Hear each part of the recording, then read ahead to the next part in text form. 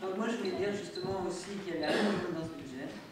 Pour l'investissement, concernant ce que vous appelez les grands projets, on trouve toujours les mêmes depuis 5 ans, donc, à savoir le pôle petite enfance. Alors en quoi c'est un grand projet de déplacer une crèche quand il reste quelques places, ce qui est normal, mais pas suffisant dans un lieu en plus qui n'est à nos yeux pas le plus idéal pour des bambins sur le dernier étage d'un immeuble, si tu veux qui plus est dans un quartier déjà saturé en stationnement. Le pôle culturel Moulin-Marot, qu'est-ce qu'il y a d'extraordinaire quand on connaît l'état pitoyable de la maison des jeunes. Et là aussi, nous ne sommes pas sûrs que la restauration d'un bâtiment aussi laid et vétuste soit la meilleure idée, surtout que le montant d'investissement vous est consacré.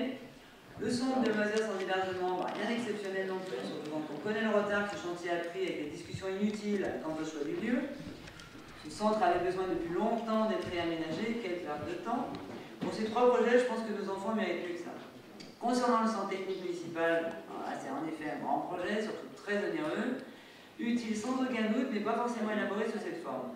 Il aurait peut-être été plus judicieux de repenser un CTM commun de Grigny, par exemple, qui de côté. Et pour le maire Larry, il a encore beaucoup de temps à passer, rien n'a encore été fait, il ne suffit pas d'en parler, il faudrait peut-être réellement s'y mettre. Je passe sur la maison des sportifs qui ne satisfait pas tous les clubs, ce qui prouve que les concertations n'ont pas abouti. Contrairement à la salle Tony Garcia, qui elle est une bonne chose, mais qui existe grâce à l'intervention du président du club de l'époque, que nous avons largement soutenu. Et je m'étonne pour finir du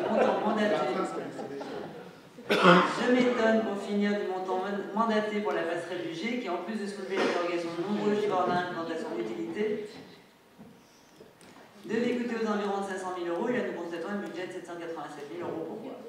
Conclusion, 10 millions d'investissements au GL, mais ce sont toujours les mêmes depuis 5 ans, donc si vous pouviez en finir avec ces projets une bonne fois pour ne pas nous resservir la même soupe toutes les années, on pourrait peut-être passer à autre chose. Pour la section fonctionnement, là encore rien de nouveau. Nous pouvons déjà avoir la certitude que vous avez surestimé les dépenses et sous-estimé les recettes. Comment en arrivons-nous à une telle conclusion? Vous comparez le budget 2012 avec le budget 2013 en précisant une variation de plus 3,90% concernant les dépenses et plus de 0,4% concernant les recettes. Rien de très anormal jusqu'à là. Sauf que si on compare le budget 2012 avec le compte administratif de 2011, sur lequel vous avez dû vous appuyer pour calculer le budget 2012, dans ce dernier, toutes les dépenses y ont été augmentées, toutes les recettes y ont été diminuées, et c'est comme ça depuis le début du mandat. Déjà, à ce jour, on sait que vous aurez au minimum 2 millions de dépenses en moins et 1 million de recettes en plus. Alors, à moins que vous soyez capable de dépenser plus qu'il n'en faut, et que vous refusiez les subventions. C'est ironique, bien sûr, mais je préfère préciser. Alors, on pouvait espérer qu'à force de vous faire remarquer et de vous dire que les excédents que vous réalisez toutes les années sont anormalement élevés, vous tenteriez de faire un effort pour relever la barre, mais non. Givors ne change pas de cap, comme vous aimez à le dire, il garde bien dans la même direction, c'est-à-dire en ne faisant rien pour faire baisser les impôts, car je me permettrai de le rappeler pour ceux qui n'ont pas encore compris, c'est le budget primitif qui définit quels taux d'impôts vont être appliqués. Merci. Oui, moi je veux revenir sur le problème des taux. Je n'ai pas pu finir mon intervention tout à l'heure. Vous avez bien dit, M. Passy, qu'il ne fallait pas surtout pas Monsieur Passy, vous avez surtout pas, vous ne m'appelez pas M. le conseiller, vous m'appelez M. le président. Vous allez le faire. Vous avez dit tout à l'heure, il ne faut surtout pas parler de l'intercommunalité au niveau des taux. Il faut parler que de la commune. C'est ce que je l'ai dit. Alors j'ai reçu, si vous l'avez dit,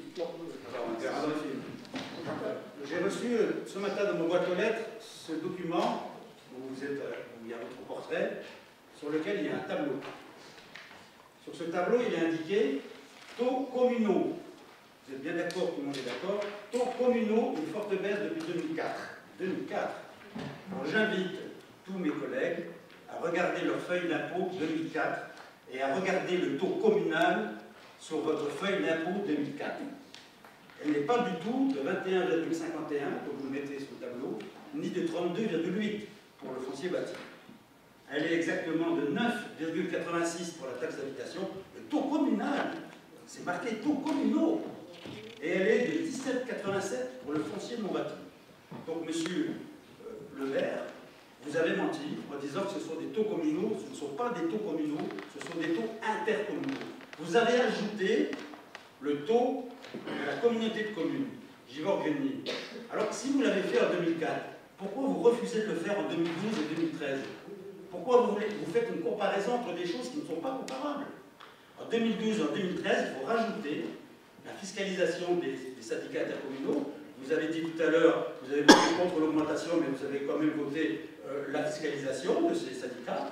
Donc maintenant, il y a une colonne de plus de par votre décision sur la feuille d'impôt des Givordins, et la TEOL, la taxe d'enlèvement des ordures ménagères, que vous n'avez pas voulu intégrer au foncier bâti en 2007, alors que vous savez très bien que cette taxe des ordures ménagères avait été intégrée au foncier bâti avant, quand Givors n'était pas dans une situation intercommunale, par M. Valin. Donc, aujourd'hui, les Givordins payent la taxe d'enlèvement des ordures ménagères quand ils payent leur foncier bâti, et ils payent en plus celle du Grand Lyon. Donc, comparons ce qui est comparable. L'évolution des taux communaux, comme vous dites, ben non, là vous n'avez pas mis les taux communaux, parce que si on mettait les taux communaux, on aurait une augmentation considérable. Puisque vous avez dit vous-même, il ne faut surtout pas parler de l'intercommunalité. Et je finis mon intervention de tout à l'heure.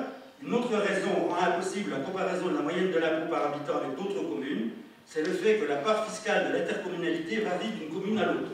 Par exemple, pour Givors, c'est le Grand Lyon qui prélève la taxe professionnelle, ce qui remplace la taxe professionnelle, qui n'est donc pas comptabilisée dans notre moyenne. Madame Bedel, j'imagine. Donc, je vais revenir sur le débat sur l'école, là, parce que ça va faire partie du prochain budget, apparemment, puisque c'est décidé plus ou moins. Moi, je suis totalement défavorable. Donc, il faut arrêter, messieurs et mesdames les socialistes, de faire de propagande. Elle est largement relayée à la télévision. Non, les acteurs ne sont pas d'accord. Les profs, les parents, la preuve, 90% des profs en grève à Paris. La journée de référence reste celle des parents, c'est un grand débat, je n'aurai pas le temps de tout vous dire ici, mais c'est un grand débat et nous l'aurons, sinon nous l'aurons dans la rue. Sur le temps passé à l'école, comme vous l'avez dit, nos enfants commencent à écrire à 4 ans, quand en Allemagne, ils commencent à 6 ans. Avec cette loi, vous allez nier la famille et les principes fondamentaux qui font l'école. C'est-à-dire que la famille, elle aussi, éduque, et oui, ça peut paraître bizarre ici. Qu'est-ce que ça veut dire éduquer? Ça veut dire conduire. Laissez-nous conduire nos enfants aussi. Aujourd'hui, il y a quelques valeurs qui ne sont plus amenées à l'école. Il faudrait peut-être méditer là-dessus, et non sur les rythmes scolaires. L'autorité, par exemple. Qu'est-ce que ça veut dire autorité? Ça veut dire aider à faire grandir, amener quelque chose. Est-ce que les maîtresses sont là pour ça? Moi, je le pense. Je ne pense pas qu'un animateur est là pour ça. Quand vous parlez des chronobiologistes, les chronobiologistes sont à la médecine ce que l'astrologie est à la science. Les Chinois font courir leurs petits-enfants de 3 ans en short par mois. Alors ça dépend des pays. C'est une définition. C'est pas marrant. C'est ça que vous êtes, mais parce que vous êtes dans la caricature. Donc ça suffit. Ça suffit les médias qui nous disent ce qu'il faut faire avec nos enfants. Moi j'appelle tous les parents d'élèves, tous les professeurs qui ne sont pas d'accord à réagir.